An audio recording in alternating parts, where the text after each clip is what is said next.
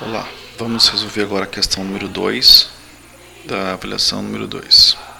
Para isso, eu vou fazer uma cópia desse arquivo.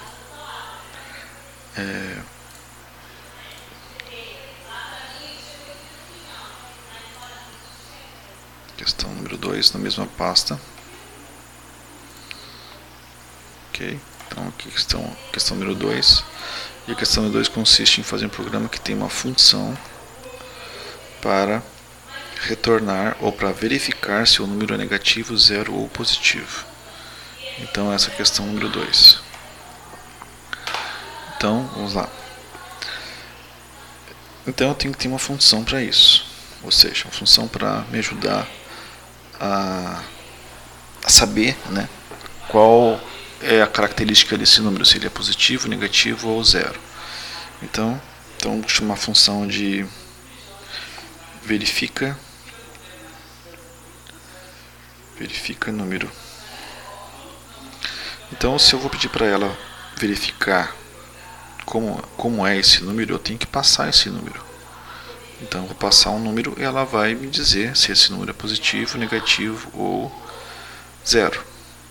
Então, essa função tem essa característica, ela tem que receber o número para ela fazer o trabalho dela. Então, ela recebendo esse número, ela pode verificar se esse número que ela recebeu, então esse identificador aqui eu estou usando aqui já, não preciso criar nenhuma variável. Então, se esse número for maior do que zero, ele é positivo. Então aqui eu vou imprimir essa primeira versão da função documento.write e eu vou imprimir o número positivo, ou seja, esse número é maior que zero. Ok? Se não, eu tenho que verificar se ele é negativo. Se o número for menor do que zero, então esse número ele é negativo. Caso contrário, caso ele não seja nem positivo e negativo, ele só pode ser zero. Não precisa fazer um outro if, né? Agora é o else, simplesmente o else resolve a situação. Então aqui eu vou colocar zero. Ok? Então essa função não vai retornar nada, ela vai apenas imprimir na tela a característica desse número, se ele é positivo, negativo ou zero. Então está aqui a função. Agora eu vou usar essa função, vou chamar essa função. Então vou ter que passar um número para essa função. Então a função verifica número, espera receber um número qualquer. Então o número 3, por exemplo. Não estou pedindo para o usuário nesse momento, apenas estou passando o número 3. Então tem que ser positivo. Então vou salvar, Ctrl S, vou lá na minha pastinha, avaliação 2, arquivo número 2, abrir com Chrome. Então vejam, aqui é o enunciado da questão e aqui é a resposta.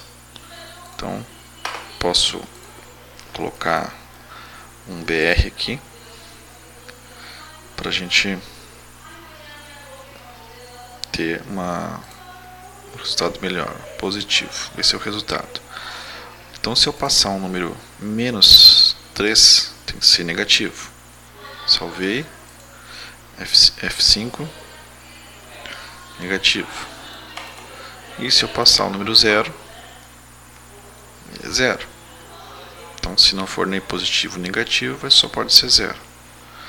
Então, salvei, vou atualizar 0. Então, nessa versão dessa função, ele apenas imprime o valor. Agora eu vou fazer uma função, a mesma função, vou copiar ela aqui.